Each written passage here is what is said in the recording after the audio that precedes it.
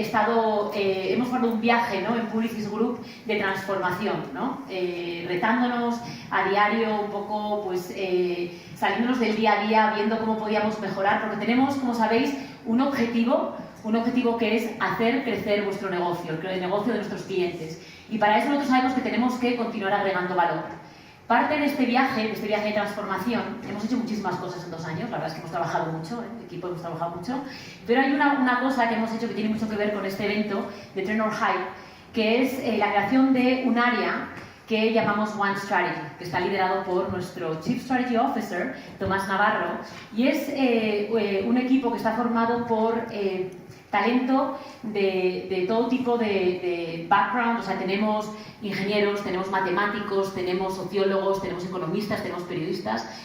Tomás dice que tiene algún que otro friki también, no sé, pero yo soy parte de ese equipo.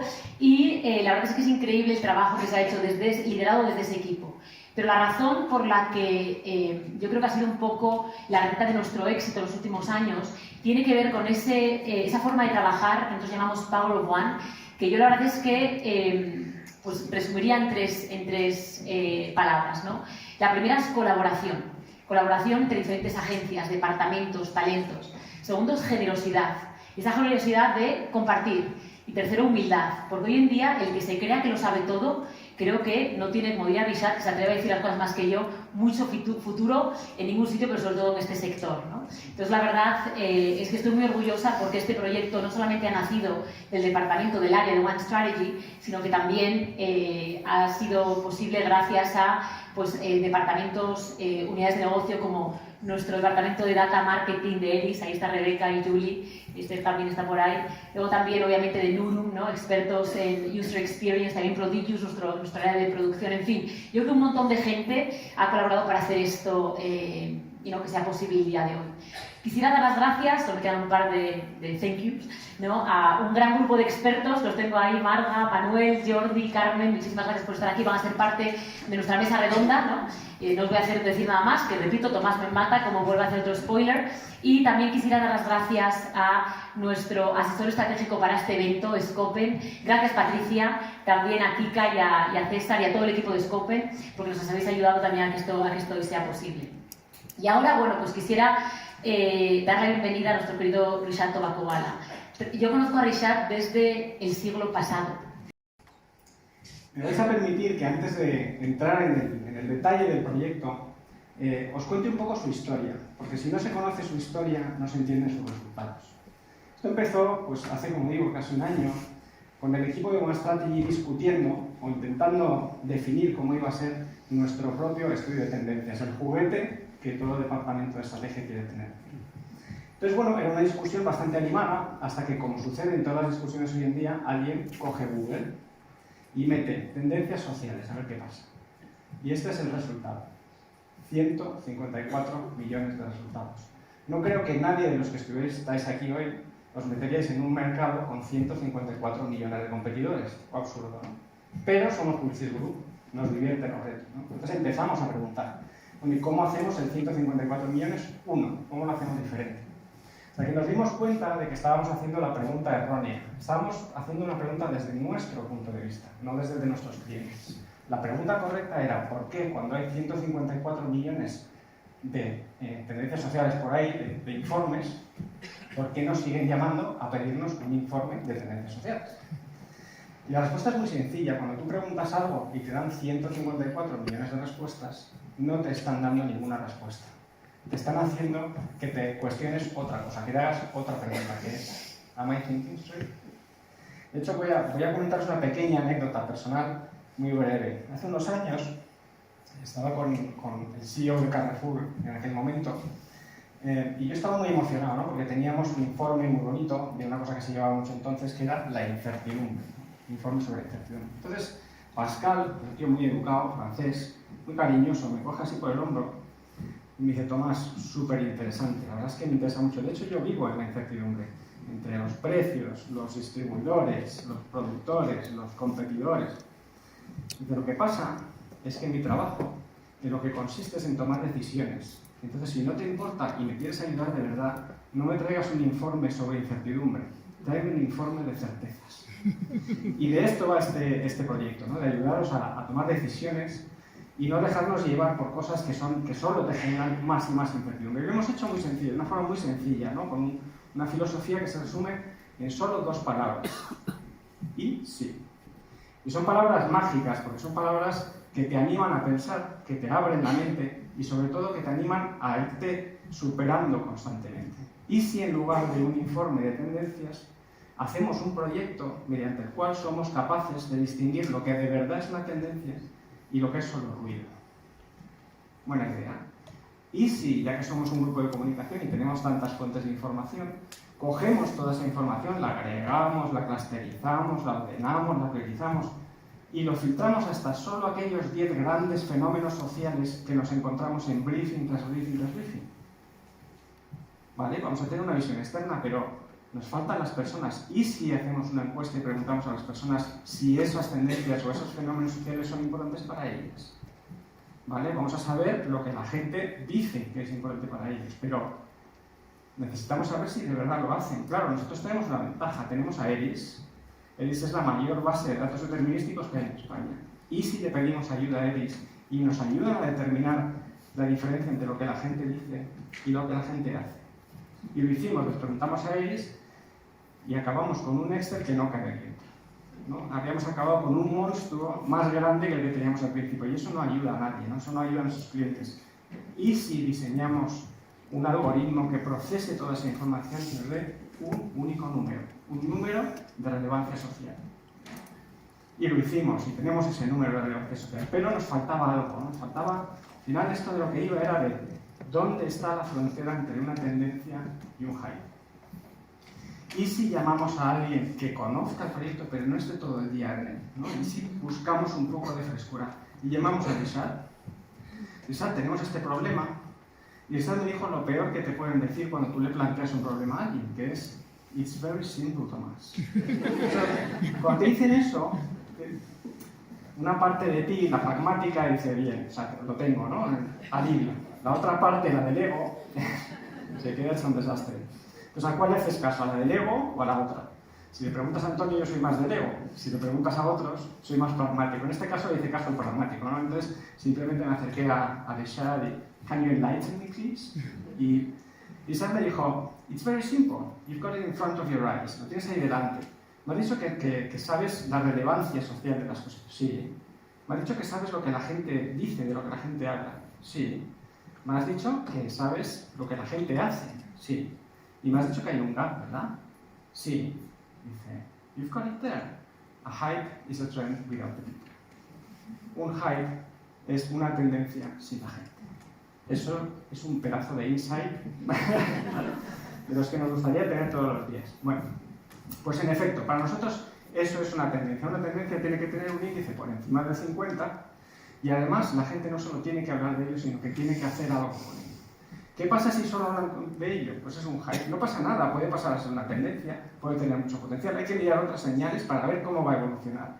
¿Y si hacen pero no dicen? Si hacen pero no dicen y no estamos como empresa, tenemos un problema. Porque eso es que está normalizado. Tan normalizado que ya la gente ni siquiera habla de ello. Vale, pues ya tenemos nuestra visión, tenemos nuestros 10 fenómenos, sabemos si son trends o hypes, pero todo este proyecto era para ayudar a las empresas a llegar de A a B, de dónde están ellas a dónde están las personas. ¿Cómo hacemos eso si no sabemos dónde están ellas? Vamos a preguntar. Y entonces construimos un barómetro para entender hasta qué punto las empresas estaban cerca o lejos de las personas.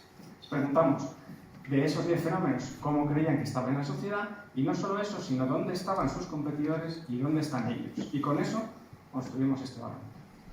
Nos faltaba un easy. Y con eso os dejaré jugar después. Es un easy que lo que hace es que este proyecto lo mantiene vivo y que os permite participar y os anima a participar. Y eso fue gracias a la ayuda de Nurum y de Prodigios, de la unidad de diseño de servicios digitales y de la de producción. Y es una aplicación que se llama Trender. No Tinder, Trender. Pero sí funciona igual que Tinder. O sea, es el dedito.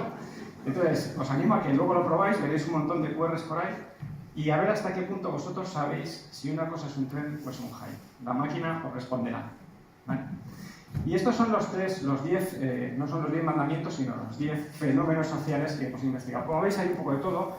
Por desgracia, no tengo tiempo para hablar de todos. De hecho, los que me conocen saben que no tengo tiempo ni para hablar de uno.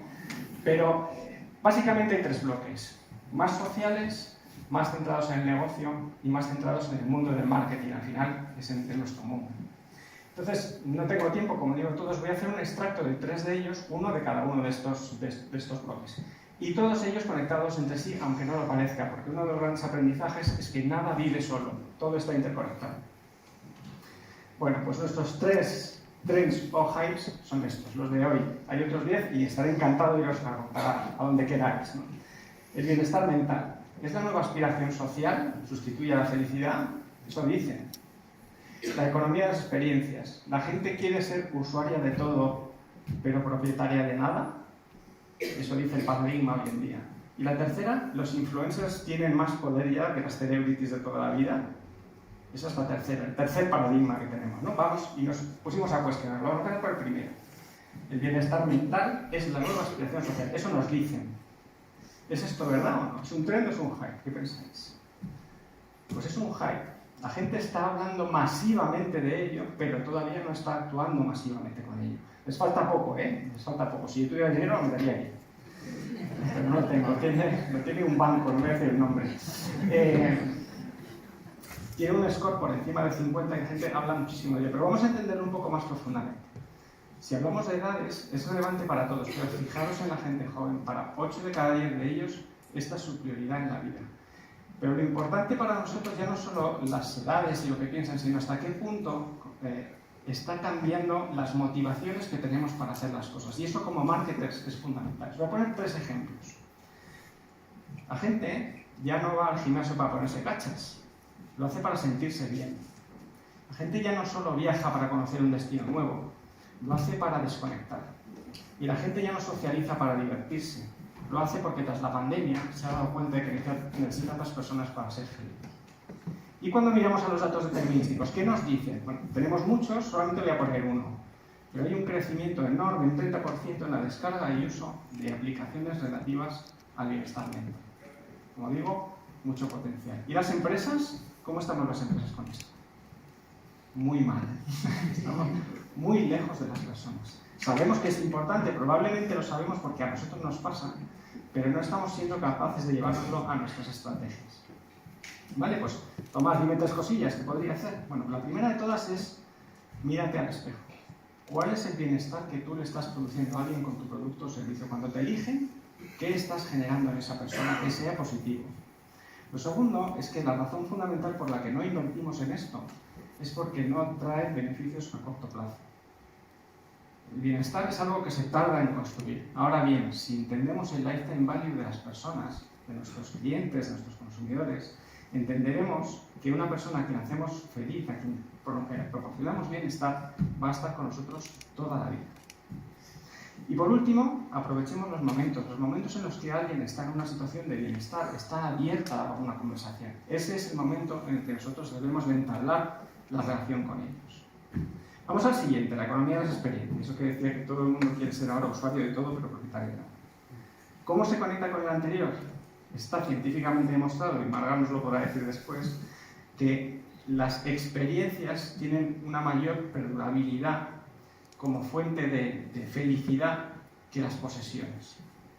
Pero bueno, dicho esto, el paradigma lo que dice es que la gente ya no quiere tener cosas, que solo quiere usarlas, ¿vale? Es decir, ¿hemos dejado los humanos de ser intrínsecamente posesivos? No olvidemos que el ser humano lleva guerreando por poseer tierras, agua, plutonio, tecnología, desde que estamos en la Tierra. ¿Hemos dejado de ser así? ¿Ya no nos importa? ¿Ya no queremos tener cosas? Ahí está. Está absolutamente normalizado.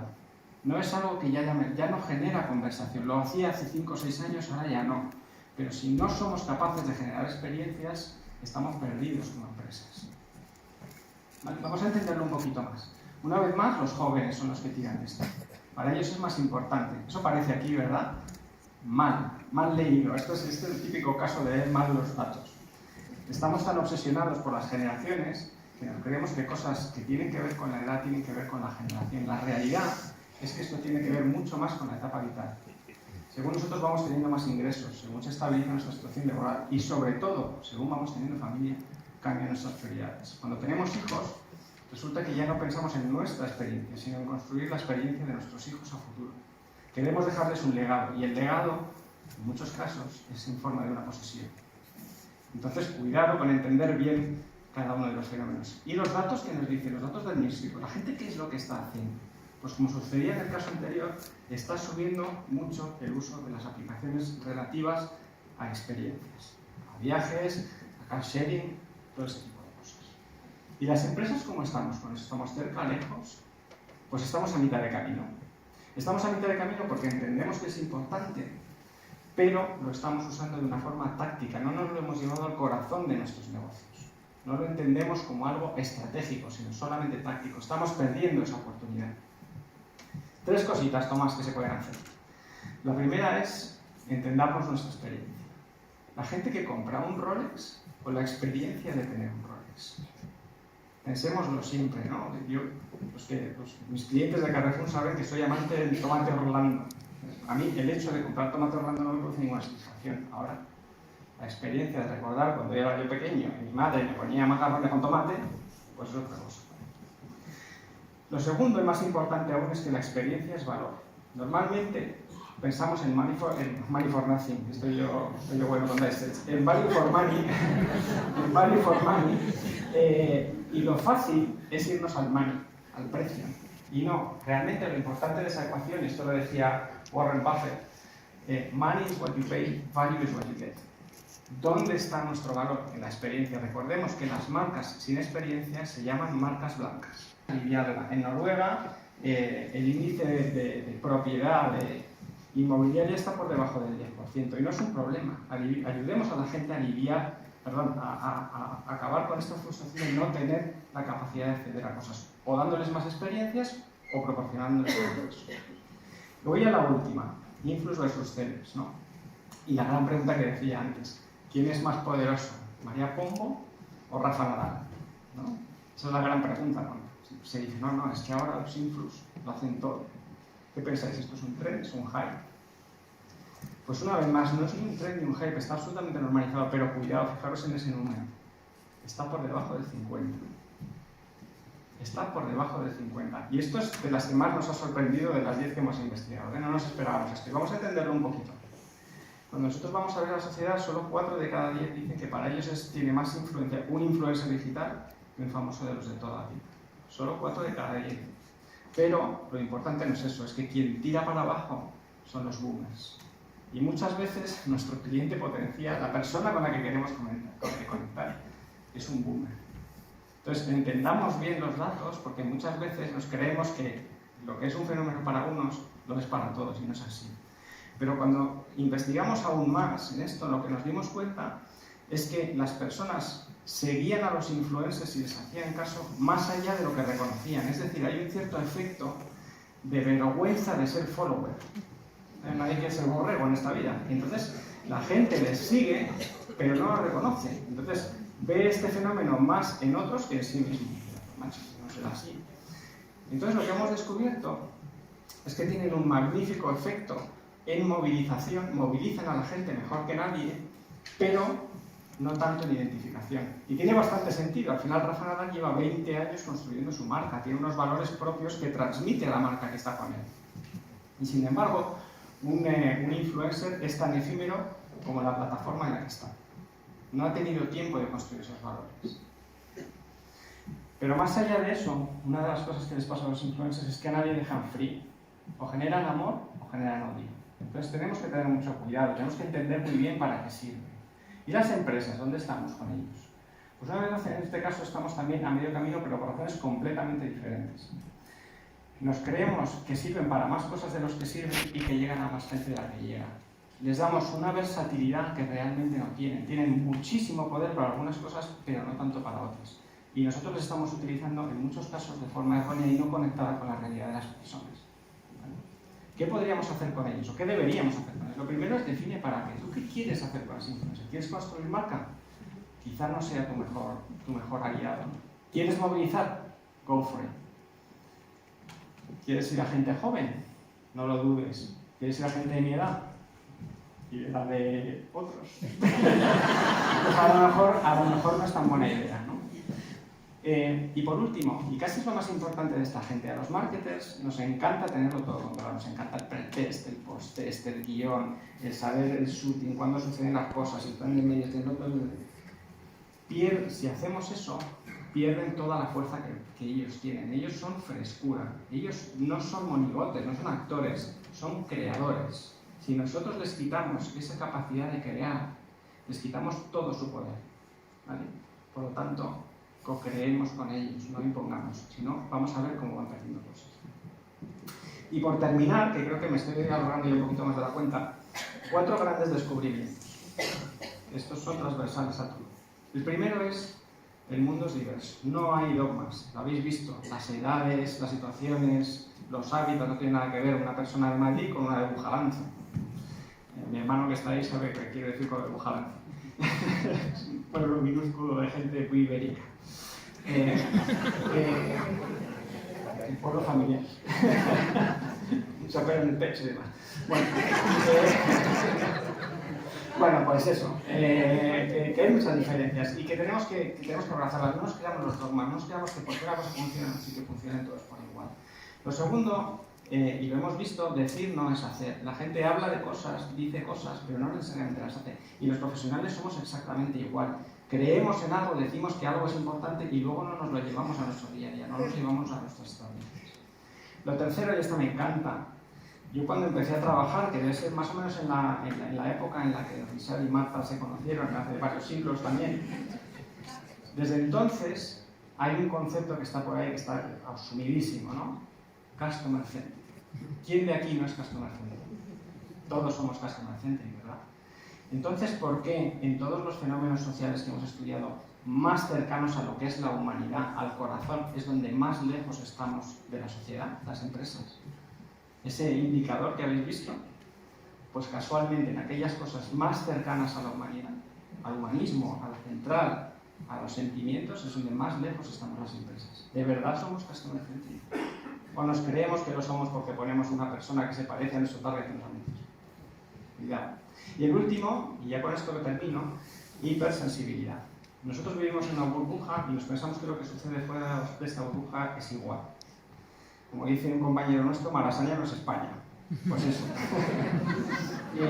Muchas veces nos creemos esto y nos pensamos que las cosas suceden con mucha más intensidad de la que realmente suceden en balance. Pero también hay otro fenómeno curioso, ¿no?, con la hipersensibilidad, y es, nos creemos todos, en general, los profesionales nos creemos que el jardín del vecino es mucho más verde que el nuestro, ¿no? Eso es muy español, lo de la envidia. Pero tiene otra realidad y otra razón de ser, y es que los marketers tenemos un vicio, que es el benchmarking. Nos encanta empezar cualquier proyecto mirando lo que hace la competencia. No empezamos mirando a las personas, no empezamos mirando a la sociedad y entendiéndola, empezamos mirando lo que hacen los demás. Y por eso siempre vamos por detrás. Bueno, con esto termino. Le voy a dar paso a Patricia, que a su vez va a inaugurar esta mesa redonda, porque la verdad es que Scope nos ha ayudado un montón a tener un punto de vista completamente diferente y toda...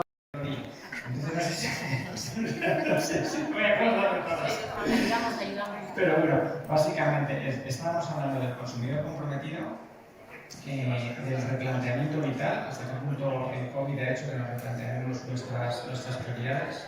Hemos hablado de la televisión ha muerto, hasta qué punto ha cambiado el modelo de televisión.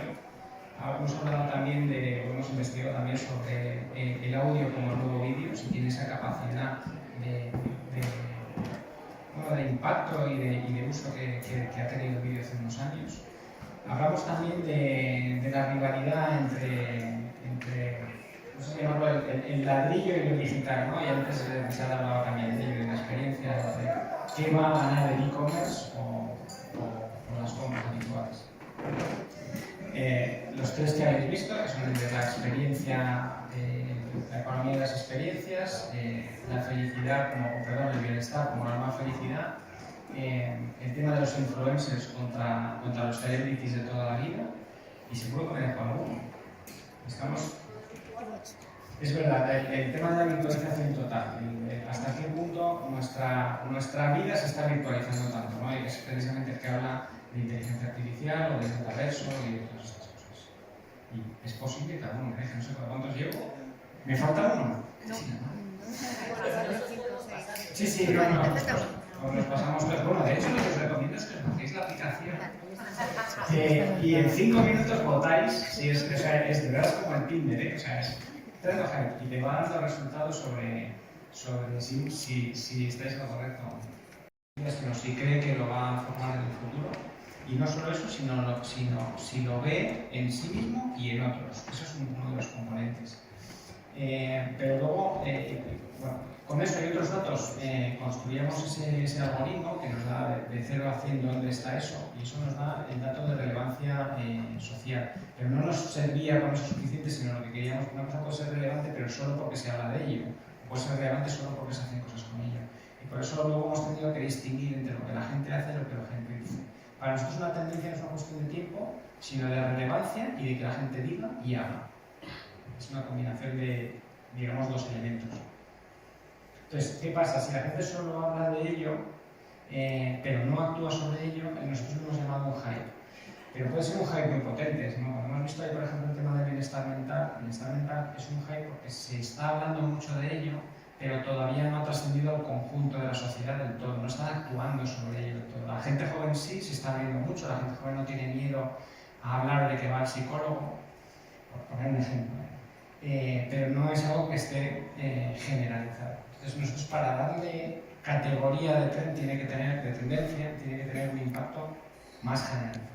Esa ha sido una de las dificultades que hemos tenido precisamente. Nosotros hemos agrupado todo eso en el mundo, lo que hemos denominado la vida es digital, ¿no? La virtualización total. En el fondo lo que hemos aprendido ahí es que en sí mismo y como concepto la idea de digitalización no es algo que esté muy presente en la sociedad, de hecho es uno de los índices más bajos, solo tiene un 12, y es porque la gente no lo ve como algo como un conjunto, sino que es una sucesión de hypes, algunos de los cuales se quedarán. En Metaverse hemos visto cómo se ha disuelto, por lo menos temporalmente, y sin embargo hay otros que parecen, las indicaciones que nos dan, la data determinística y de cómo está creciendo el uso de determinadas aplicaciones, como es el tema de la inteligencia artificial que decía antes Jordi, nos hacen pensar que eso se va a convertir más bien en algo estable, en una tendencia. Pero bueno, todavía hay que darle un poquito de tiempo para ver cómo evoluciona. Y sobre todo, hasta que llegue al conjunto de la sociedad.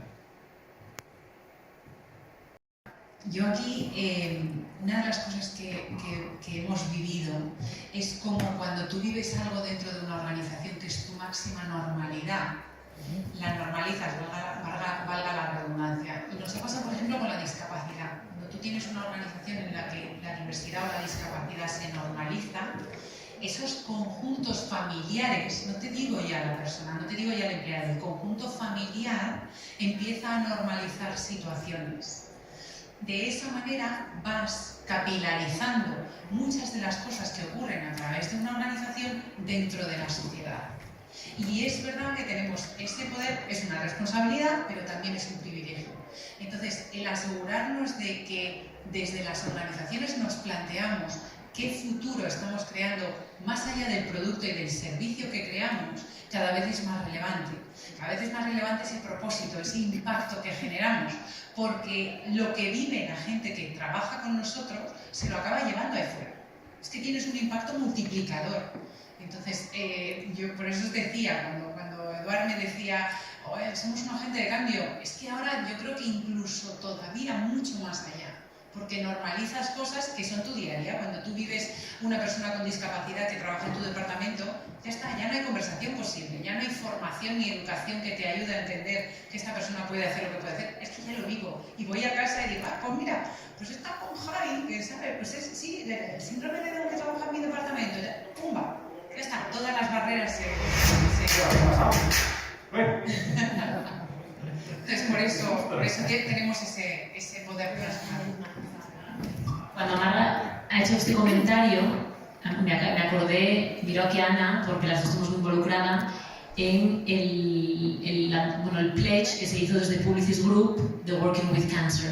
Y es increíble, cosas que no tienen nada que ver con a lo que nos dedicamos, ¿no? Pero ver el poder que se tiene desde una organización. Nuestro presidente, Artur Sadun, el año pasado fue diagnosticado de cáncer, tuvo una operación, obviamente un tratamiento, lo hizo público con toda la organización y él tuvo ese compromiso, ¿no? Porque empezó a darse cuenta de que muchísima gente, el miedo que tenía al perder el puesto de trabajo, que creo que el 80% tenía más miedo de perder el puesto de trabajo que de la enfermedad en sí. Entonces, trabajar así o vivir la vida, porque ya no puedes diferenciar el trabajo de lo que es tu día a día, es increíble. Y cuando se lanza esta iniciativa en Davos, lo lanza él desde Davos, no era una cosa de Publicis Group, nunca quiso que fuera una cosa de Publicis Group, es la que se lanza desde Publicis Group, pero él invita a nuestros competidores, a nuestros clientes, a nuestros no clientes, a los medios. Entonces, cuando Marga hizo ese comentario, es increíble lo que se puede hacer desde las organizaciones, desde las compañías, y cómo de verdad podemos ser agentes de cambio en la sociedad, y tenemos que ser conscientes de ese compromiso. Y bueno, te puedo poner ejemplos que tienen que ver con la mujer, un montón de cosas. Y al final, bueno, pues efectivamente pasamos muchas horas, para bien o para mal. A mí me encanta lo que ha dicho Carmen de tener tiempo para pensar, y creo que tenemos una responsabilidad, ¿no?, con la sociedad. Ahora me quería decir una cosa. Por apuntar una cosa que has comentado tú en la pregunta que me parece clave, es que esa transformación empieza por el individuo. O sea, cada uno de nosotros nos tenemos que transformar. Probablemente estos ejemplos pasan por una transformación personal de estos líderes, ¿no? Y tiene que ver mucho con cómo pensamos, ¿no? Por eso a mí me parece tan relevante una iniciativa como esta, porque invita a los profesionales a que reflexionen cómo piensan, ¿no? Si no piensas, no sabes el impacto que vas a poder tener, y el cambio empieza por uno. Buenas tardes, soy Jaime de Aro, editor de Marta. Este estudio, Trend on Hype, me imagino que va a ser Trend dentro de la estrategia de Publicis Group, pero ¿cómo se aterriza, cómo vais a darle continuidad también al estudio, cómo se integra dentro de la estrategia que vais a ofrecer de consultoría, de análisis de tendencias de consumidor a vuestros clientes, y cómo se aterriza dentro de cada una de las marcas, de las agencias del grupo, cómo van a hacer uso de ello? Mira, la verdad es que para mí, cuando nace Trend on Hype, iba más allá del proyecto en sí. Y te digo el porqué. Este proyecto es consecuencia de nuestro modelo de compañía, ¿no? A mí de verdad que, yo imagino que la audiencia pues, le parecería bonito, pero a mí de verdad que me emocionaba, la verdad es que la palabra me emocionaba, escuchar a Tomás dar las gracias a todos y cada uno de los departamentos dentro de la gran familia que quiero considerar, que quiero creer que es Publicis Group, ¿no? En el que durante ya 2 años somos fieles creyentes de que cuando se colabora, de cuando se es generoso, de cuando es humilde, 2 más 2 es igual a 22. Por ejemplo, con el fenómeno del ladrillo contra lo digital, no hay una lucha, hay una complementariedad. Es decir, al final, también hay una parte del influencer, y es que hay un momento en el que deja de ser influencer y se convierte en famoso. Normalmente es cuando tiene ya un número de seguidores suficientes, pero le suele pasar una cosa, que es que pierde su frescura. Entonces pierde los valores que tiene como influencer y empieza a ganar los valores de un famoso. Como decía antes, o sea, Nadal, ¿por qué la gente se pega a Nadal? Porque intenta que por osmosis le lleguen sus propios valores, ¿no? El influencer no los tiene porque la naturaleza del influencer es efímera. Lleva muy poco tiempo en el tiempo, ya en el mercado o hablando, y además la plataforma en la que está suele ser efímera. Y sin embargo, un famoso de los de toda la vida lleva mucho tiempo construyendo su imagen y sus valores. Entonces, cuando el influencer da ese salto, pierde lo que le hace influencer, que es la frescura, pero gana lo otro. Hay que estar siempre pendiente, dependiendo de lo que quieras conseguir. Cuando hablamos del ethical convenience, ¿no? De cómo, sobre todo la gente joven, bueno, pues espera que las organizaciones pues, al final tomen parte en este tipo de, bueno, pues de concienciación, por así decirlo, ¿no? Fue muy interesante porque ayer estuvimos cenando en un restaurante muy divertido, ¿no? En el que, bueno, pues yo creo que they take pride, ¿no? Se sienten muy orgullosos de la calidad del producto, de la creatividad con la que sirven la comida. Y luego empezaron a diversificar un poco y nos hablaron un poco de su merchandising, sin utilizar la palabra merchandising, pero decían cómo utilizaban, que eran camisetas, sí, pero que no eran merchandising, porque eran camisetas que estaban hechas con productos reciclados, ¿recordáis, no? Entonces, ves lo que comentaba Richard, ¿no? O sea, cómo ellos mismos, que son un restaurante, estaban evolucionando como para que sus consumidores o su gente, sus clientes, obviamente, pues convencerles de que todo el tema de autenticidad iba más allá de la experiencia de comer. Entonces, yo sí que creo que también al final tu pregunta, ¿no? Que no solamente es el trabajo del influencer per se, ¿no? O incluso de la celebridad, ¿no? Dependiendo de la edad que tengas o los gustos que tengas, sino que también hay una responsabilidad por parte de las organizaciones, ¿no? de influir, ¿no? y de incluir, bueno, pues no solamente cierta comunicación, pero valores, pero productos, ¿no? dentro de estas compañías. El fenómeno del consumidor comprometido es extremadamente interesante, ¿no? Es uno de esos fenómenos que además dudamos mucho sin meterlo porque está tan manoseado, ¿no? el consumidor comprometido, que nos daba pereza, la verdad. Pero lo hicimos precisamente por manoseado y entenderlo, y nos hemos dado cuenta que es un fenómeno que es muy sorprendente porque está cambiando mucho a raíz sobre todo de la situación económica. Entonces, hay uno de los fenómenos que ha surgido, que es el ethical convenience, que es que los consumidores no están muy dispuestos a hacer el esfuerzo y lo que buscan es marcas que hagan el esfuerzo por ellos, la conveniencia de la ética. Pero luego hemos descubierto otra contratendencia, que es que el consumidor se está viendo tan restringido económicamente a la hora de consumir, las personas, que está surgiendo un nuevo fenómeno que es la bulimia consumista. Que quiere decir que la gente consume bulímicamente, consume atropelladamente cuando ya no puede resistirlo más y luego se arrepiente de ello. Lo regala, lo dona, lo mete en Vinted o no sé qué, pero surge ese fenómeno de la bulimia. Entonces, porque, entre otras cosas, la ética le lleva a pensar que está consumiendo más de lo que debería, que no está bien consumir de esa manera, que no está bien consumir sin ética o sin compromiso. Entonces, cuando ya lo ha hecho, le entra el movimiento. Y eso lo hemos denominado bulimia